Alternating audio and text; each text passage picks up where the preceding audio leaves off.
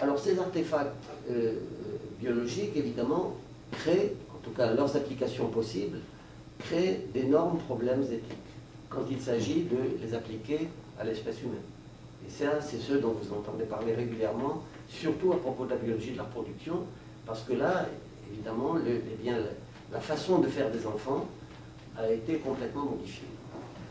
Pas pour tout le monde, heureusement, mais pour ceux qui, pour une raison ou une autre, eh bien, ont du mal à y arriver, et à ce moment-là, eh bien, font appel à ces techniques de procréation médicalement assistée où tout est éclaté, là, où il y a une dissociation de plus en plus grande entre la sexualité et la procréation. Donc, ces procréations médicalement assistées tendent de plus en plus à être des procréations sans sexualité. Sans sexualité, que je dirais macroscopique, c'est-à-dire sans rencontre entre un organisme entier mâle et un organisme entier femelle.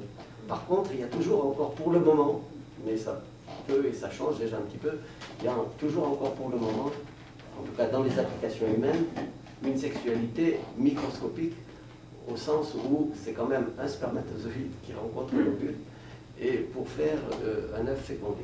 Mais en effet, les techniques dites de clonage, si elles étaient appliquées à l'espèce humaine, pour le moment ce n'est pas le cas parce qu'elles ne sont pas encore assez au point, et puis parce qu'il y a tout un tas d'obstacles justement de nature éthique pour le moment, eh bien, pourrait conduire en effet à ce qu'il n'y ait plus de sexualité, même au niveau microscopique. Pour le moment, on est encore loin, mais... Alors, ces techniques-là donc créent des problèmes éthiques qu'on a même regroupés sous un nom un petit peu inadapté de bioéthique, et sur lesquels, eh bien, pas seulement les biologistes, parce que c'est ça la caractéristique de cette approche, mais aussi d'autres, des philosophes, des sociologues, des religieux, etc., bien, essayent de se confronter avec ces problèmes d'éthique créés par les avancées de la biologie et de la médecine. Et pourquoi? Eh bien parce qu'on peut caractériser, si vous voulez, l'ensemble de ces problèmes comme étant des problèmes créés de toutes pièces par la science et la technique, biologique et médicale, qui n'existeraient pas sans la science et la technique en tant que problème, mais que la science et la technique ne peuvent pas résoudre. C'est-à-dire, donc, la science et la technique créent le problème de toutes pièces, mais ce n'est pas là qu'on va pouvoir trouver les solutions à ces problèmes. Donc, un des premiers problèmes de ce type est tout à fait spectaculaire. Il reste encore, d'ailleurs, aujourd'hui, encore un problème. C'est celui de la dissociation entre maternité utérine et maternité ovarienne, qui est quelque chose qui n'a jamais existé dans toute l'histoire de l'humanité, ni même dans toute l'histoire des mammifères.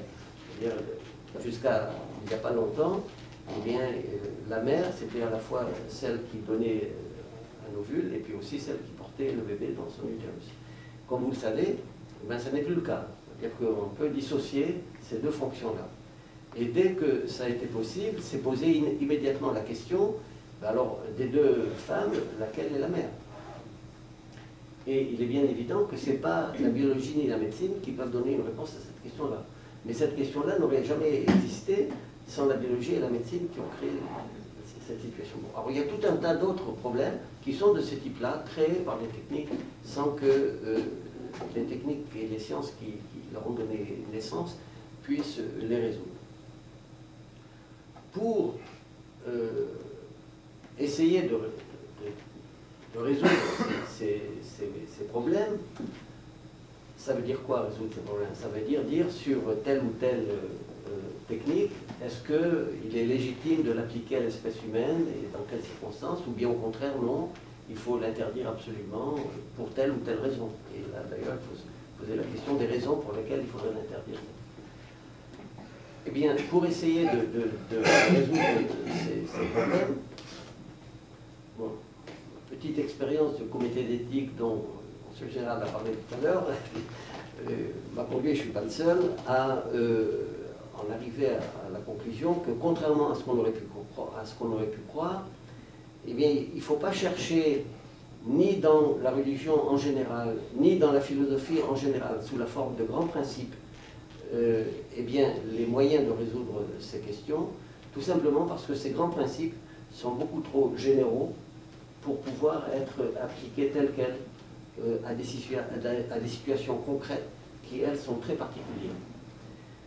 Au contraire, il faut aborder ces questions au cas par cas et en plus entrer dans les détails de chaque technique et ne pas se contenter d'étiqueter, si vous voulez, un problème sous la forme d'un grand mot, par exemple l'eugénisme, ou l'euthanasie, ou le clonage, ou les manipulations génétiques. Parce que tout ça est trop général, il faut entrer dans le détail. Manipulation génétique, par exemple, bon, sur quelles cellules? C'est différent si on fait ça sur des cellules somatiques, c'est-à-dire des cellules du corps qui ne sont pas transmises à la descendance, ou sur des cellules germinales, c'est-à-dire des spermatozoïdes ou des ovules qui vont être transmis à la descendance. Donc, et puis c'est pareil, le clonage, c'est pas pareil s'il s'agit de cloner pour faire naître un bébé, ou bien de cloner simplement des cellules. Voilà. Donc il faut chaque fois entrer dans les détails et puis essayer d'analyser les conséquences éventuelles éthiques, souhaitables ou pas souhaitables.